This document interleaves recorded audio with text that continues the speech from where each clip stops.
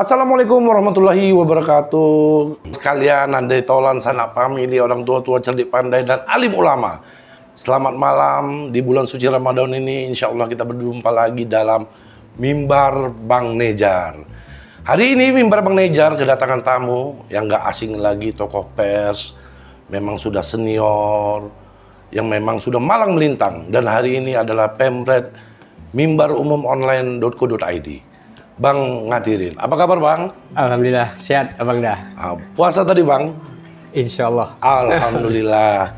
Jadi kawan-kawan sekalian, Bang Ngatirin ini adalah tokoh media yang memang sudah malang melintang dan memang diakui tulisan-tulisannya, editan-editan dan cara membesarkan media itu di Sumatera Utara khususnya. Nah, hari ini saya ingin mengajak Bang Ngatirin untuk memandang perspektif Provinsi Sumatera Utara, Bang. Ya, bagaimana kita melihat selama ini pemerintahan Sumatera Utara itu berjalan dengan baik. Ya. Tetapi belakangan ini kita melihat ada sebuah fenomena alam yang terjadi di jajaran pemerintahan Sumatera Utara. Apakah itu?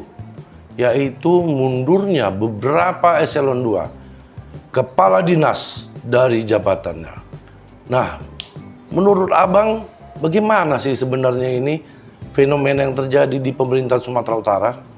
Apakah ada yang salah dengan kepemimpinan pemerintahannya, atau memang orang-orang yang diberikan amanah itu tidak dapat dipercaya?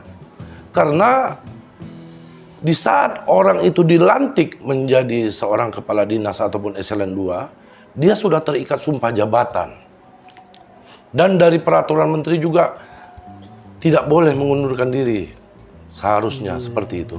Nah, menurut Abang gimana nih perspektifnya? Coba silakan Bang. Oke, jadi ini kali ini saya pula diwawancara ini ya kan. Ini sumbernya kan. Ini surnya Mimbar Bang Nejar ini ya kan. Biasanya wartawan yang mewawancarai kan. Nah, ini justru wartawan yang diwawancarai. Oke, jadi gini. Memang ini fenomena menarik Bang, ya. Belakangan ini kita bisa menyaksikan ya beberapa kepala dinas ya di Sumatera Utara itu mundur, dan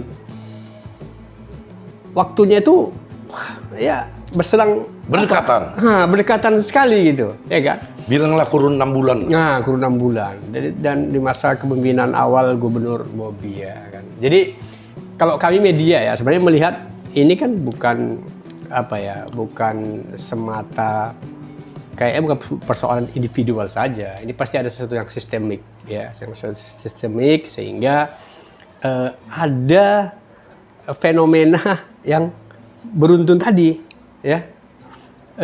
Semua mundur gitu. Ada apa gitu memang? Itu pertanyaan apa kan? Ada apa? Jadi memang kami juga memang tidak melihat itu sebagai niat ya. Media tidak melihat apa niat mereka untuk mundur. Tapi kami melihat sebenarnya kan dampaknya apa gitu ketika mereka mundur. Ya, dampak apa ketika mereka mundur? Pertama pasti kan ada tentang pelayanan publik pasti berpengaruh. Itu pertama. Yang kedua kan juga ini menjadi semacam presiden atau pertanyaan masyarakat lah. Ada apa dengan sistem manajemen pemerintahan di Sumatera Utara ini sehingga kepala-kepala dinas tadi ya, padahal di kepala dinas tadi loh Bang, ya. Itu dinas-dinas yang strategis, seksi, ya. Ada yang bilang katanya basah ya kan, bisa ada yang tergelincir ya kan, ya. Ada yang urusan keuangan, bina marga, ada bina marga ya, persoalan aset apa semua. Nah ini strategis itu, dan biasanya kan memang ya orang di situ bertahan loh Bang. Ya kan, cuma bisa bergantungan dengan bertahan ya kan, tapi ini justru mundur. Ini menarik nih Bang. Iya, inilah dia yang menarik kawan-kawan sekalian, sistemik kata Bang Atir. Berarti ada sebuah regulasi sistem yang mungkin masih belum bisa berproses dengan baik. Ya, kira-kira Bang, di bagian mananya lah itu? Apakah di bagian rekrutmen atau di bagian mental daripada kepemimpinan kadis-kadisnya, ataukah memang hubungan yang sedikit tanda kutip kurang harmonis bersama sang pimpinan di Provinsi Sumatera Utara ini? Menurut Abang gimana Bang? Jadi memang banyak ya pemicu mungkin ya bahwa mungkin lebih dari 5 ya yang mundur ya. 9 Bang, kabarnya. 9 malahan ya. Wih, 9. ngeri. Jadi saya kira banyak pemicu. Yang pertama mungkin bisa jadi ini semacam tindakan gentle karena mungkin merasa tidak mampu sehingga dia harus mundur, ya kan? Dianggap gentle. Tetapi sebenarnya nggak masuk akal juga karena ketika dia dijadikan sebagai seorang kepala dinas itu kan sudah melalui proses yang luar biasa ya, rekrutmennya, ya kan? Pasti ada standarisasi, apalagi melalui proses lelang jabatan sebelumnya, ya kan? Yang mereka bisa mengalahkan beberapa pesaing yang lain gitu kan. Jadi kalau semata-mata tolak ukurnya itu tolak ukurnya tadi kemampuan atau kinerja dia. Atau begini Bang, mungkin bisa nggak Abang rasakan, feel kan, ya bahwasanya di pemerintahan Sumatera Utara ini kita nggak menunjukkan oknumnya, artinya kita mengambil judulnya gubernur dan wakil gubernur. Kita nggak menyebutkan pasangannya, kan gitu. Tapi yang kita sebutkan adalah jabatan politisnya, gubernur dan wakil gubernur. Dengan membawa beberapa OPD-OPD dari kabupaten, dari kota madya yang masuk ke provinsi, apakah oknum-oknum kepala dinas yang mundur ini merasa kalah saing dengan bakal calon pengganti-pengganti mereka yang akan ditempatkan nanti? Jadi daripada nanti mereka kalah seleksi. Ya mendingan mundur aja deh. Apakah begitu bisa kita pandang seperti itu Bang? Nah, kira-kira Bang gimana Bang? Kalau kami melihat memang pertama ada fakta itu memang ya. Kita tahu beberapa OPD yang ada di kabupaten kota ya kan dibawa itu ke Sumatera Utara sehingga memang ada semacam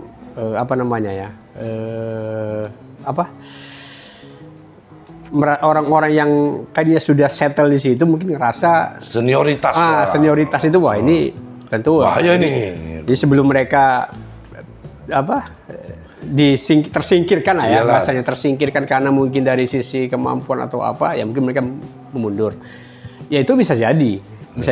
Tetapi memang sampai hari ini memang kita belum sampai bisa melihat fakta itu muncul ya, karena memang kan alasan-alasan yang mereka sampaikan kemarin kan alasan-alasan pribadi ya. Ada yang urusan udah tua, sakit-sakitan, ya kan, ada mau ngurusin keluarga, ada yang mau pendidikan kan begitu. Tapi kan memang itu sebenarnya alasan-alasan yang diciptakan. Ini ya, jadi yang paling aman lah secara etis ya kan untuk mundur, dah nggak ada pertanyaan apa-apa ya kan, dah ini selesai gitu. Tapi memang bisa jadi memang ya ini tadi efek dari mungkin Bang Nezar tadi sampaikan bisa jadi seperti itu. Iya. Nah, apakah ini yang ketiga ini pertanyaan nanti yang harus Abang jawab agak seram sedikit. Apakah ada penekanan dari pimpinan terhadap jabatan-jabatan eselon itu sehingga mereka tidak mampu bertahan sehingga mengambil kesimpulan mengundurkan diri. Sebelum itu tarik dulu kopinya Bang.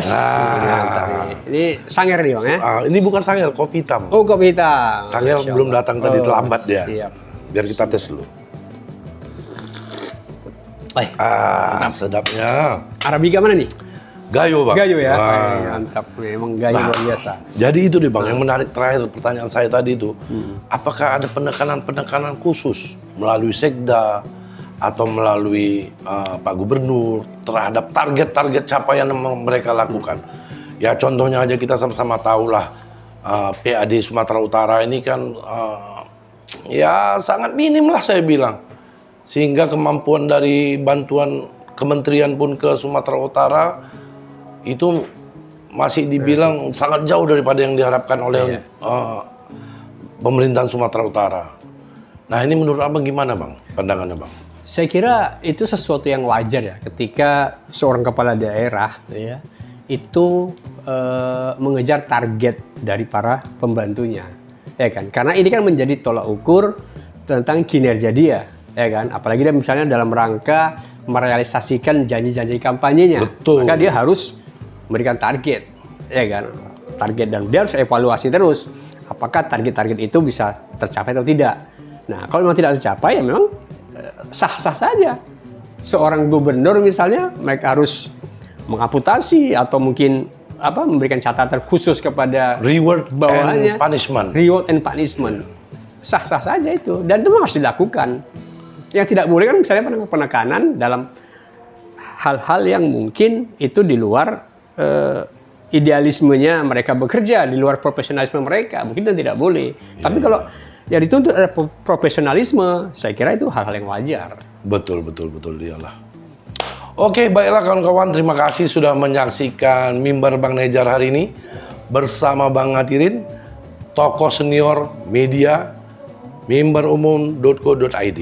Ya, jangan lupa saksikan tayangan kami juga di mimbarumum.co.id bersama Bang Ngatirin. Terima kasih kawan-kawan semua, andai tolan sanak family, orang tua-tua, cerdik pandai, alim ulama, ya, supaya kita bisa bersama-sama membangun Sumatera Utara ini. Mari kita rapatkan barisan, kita beritahukan kepada pemerintah bagaimana seharusnya yang mereka lakukan dalam membangun Sumatera Utara. Terima kasih, selamat bulan puasa, selamat melaksanakan ibadah bulan suci. Insya Allah amalan-amalan kita dapat diterima Allah Subhanahu wa Ta'ala. Amin. Ilahi taufiq wal hidayah. Assalamualaikum warahmatullahi wabarakatuh. Assalamualaikum warahmatullahi wabarakatuh.